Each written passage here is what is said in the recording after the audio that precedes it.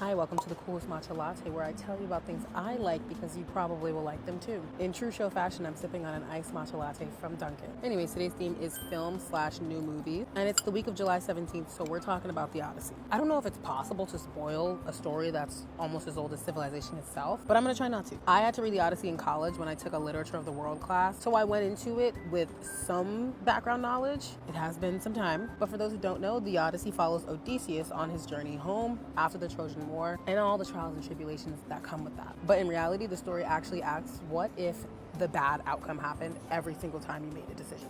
As far as Christopher Nolan's rendition is considered though, absolutely gorgeous cinematography. And I highly recommend, if you're gonna see it, please go watch it in IMAX. I always watch my movies in IMAX, but I didn't this time just because of like scheduling, and I regret it. I watched it in Dolby, which is supposed to be more focused on sound, but when I tell you I couldn't even understand 20% of the dialogue that happened just because it was like, ugh.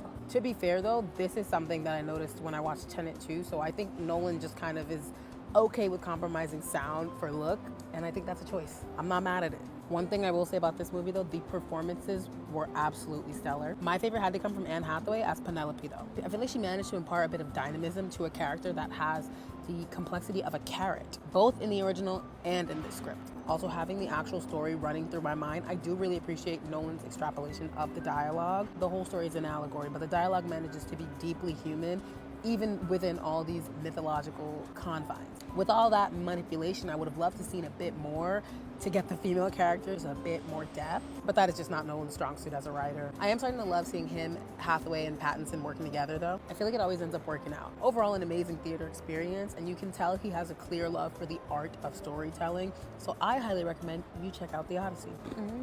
Catch you next time.